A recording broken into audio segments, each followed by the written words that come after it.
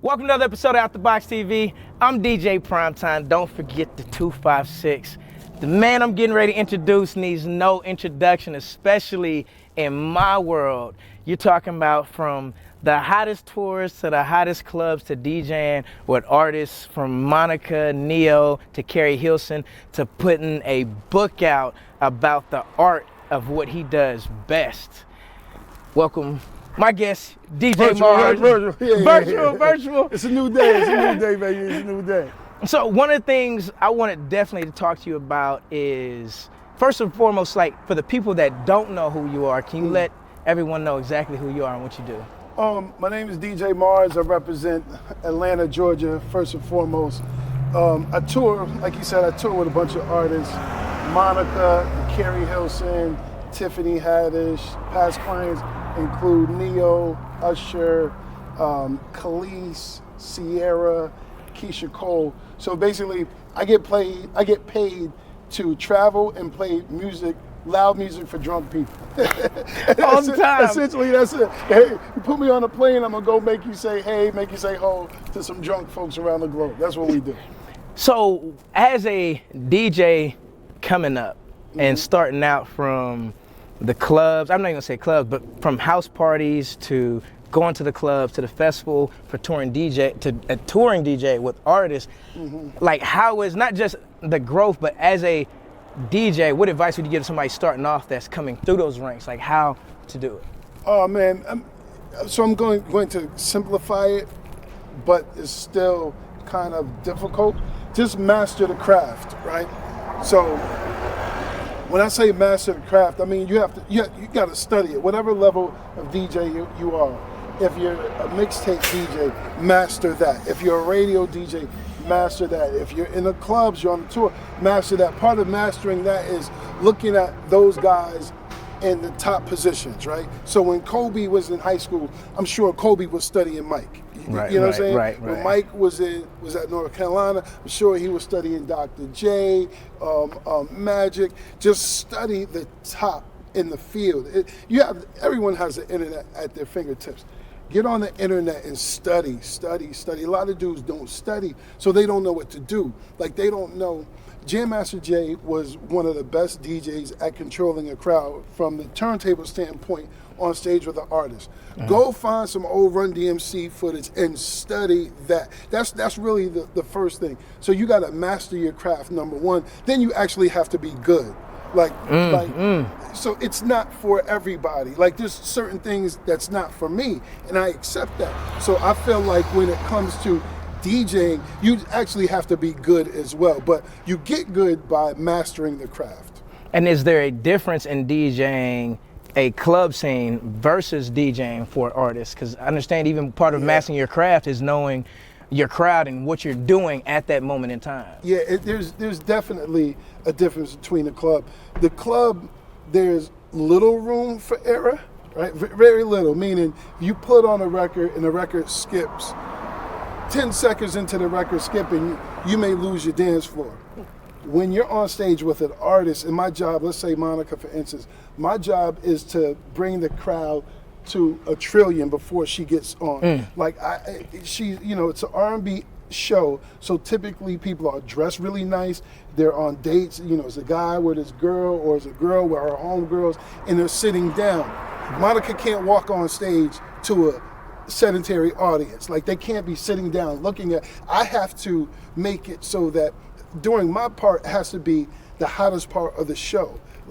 So there's no room for error in that. Like she can't be sitting backstage looking at the audience waiting, saying Monica, because they're bored with what I'm doing. So I have to make it so that it's almost like it has to be at a fever pitch before she gets on, right? Or else I'm not doing my job. And I can't do that if I'm making mistakes. So I have to pick the hottest records. It's like a Mike Tyson fight. You got to boom, boom, get them in and out. Consecutively, because if she walks on stage and the audience is sitting down looking at each other, then it's like, why is she paying me?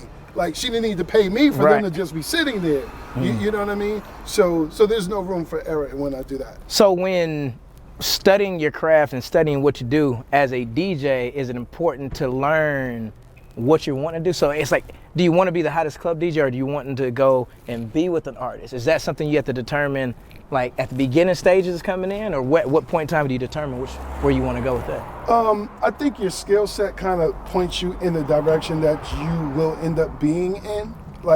So I didn't start DJing house parties to say I want to go on tour with a moniker.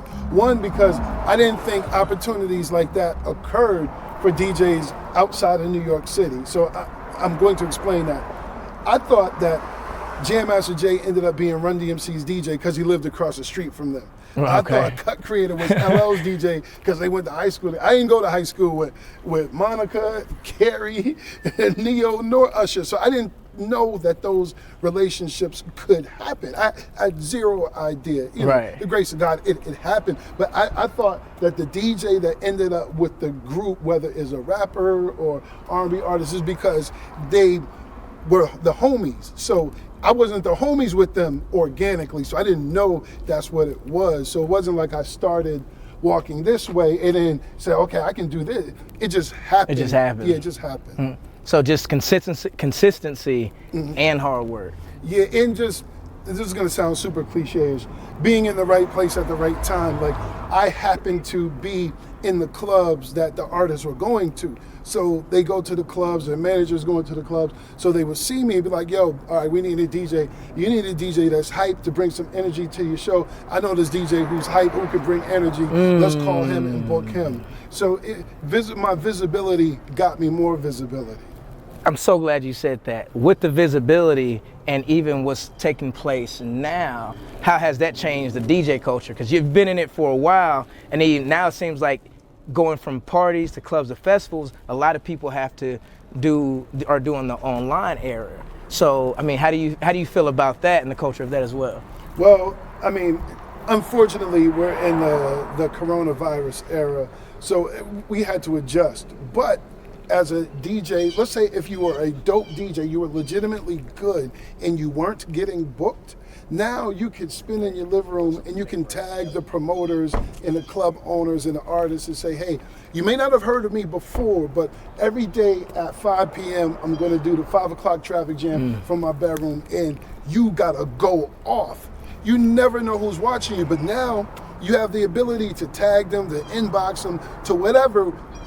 Now you have that access, and then you have the platform. The platform is your bedroom. The access is IG, Facebook, Twitch, and all of that. So no one wants to be in this situation, but this is where we are. So now you just have to pivot your movement to take better advantage of it. Someone's gonna see someone they never heard of before, whether it's a fan or an artist or a CEO, and be like, yo, I never heard of DJ so-and-so, but this dude been going off every day. We gotta holler at him. But it's your time to do that, you know what I mean? Right, like, right. You may not have had the opportunity before, but now you got it. So now it's the opportunity to use the social media and use the platform that you have, because people are sitting down and they're wanting to be entertained. So as an entertainer and as a DJ, what you got to do is get out there and entertain and give it to them. Yeah, you don't have a choice now, because when you're sitting in your house, when I leave here, I'm gonna go back to my house and prepare for a mix after I go to the grocery store. But that, you know what I mean? Like, what people can't go anywhere, so they're locked in. And because of what D-Nice did in terms of bringing the light to the DJ, like, everyone's looking at the DJ. You're Netflixed out by now. You done curse your girlfriend out. She done curse her boyfriend out. Yep. You put the dogs in the backyard. You told the kids to go clean the room. Now you want to listen to somebody. You need to be that somebody that the world needs to listen to. That's impactful. Before we get out of here, man, I know we talked a lot about what you did, what you currently do. Is there anything else that you want to put out there that people don't know? I mean, you mentioned the book. So I wrote a book. It's called The Art Behind the Tape. It's ironically the very first book written about the history of mixtape culture.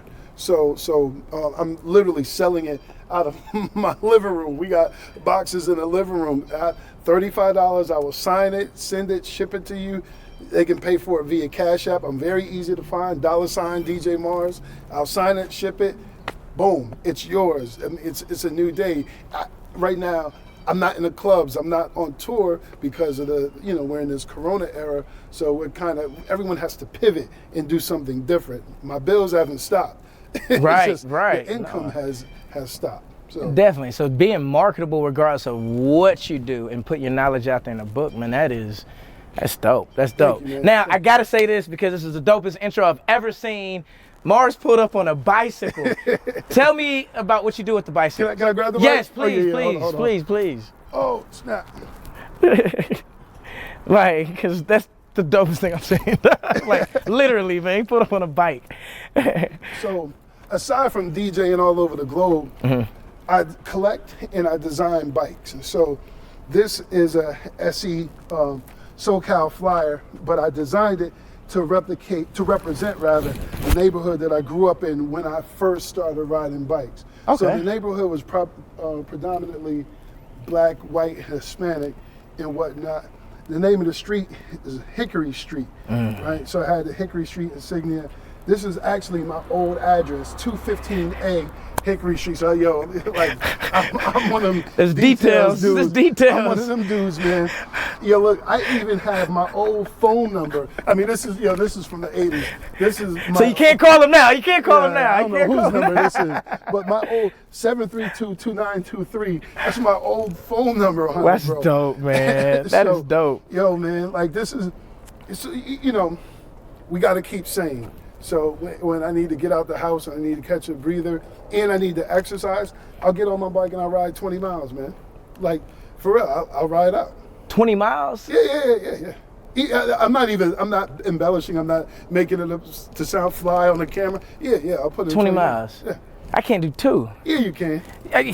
You know what? I can, You just haven't but yet. I haven't done it yet. Yeah, when this is over, we're going to get some bikes. We're going to ride out. I'm going to show you Hey, what it is. I'm gonna hold him to it. Mars said we're gonna ride bikes. Yeah. So appreciate you coming out, social distancing down. Yeah. Man, again, another episode of Out the Box TV. As always.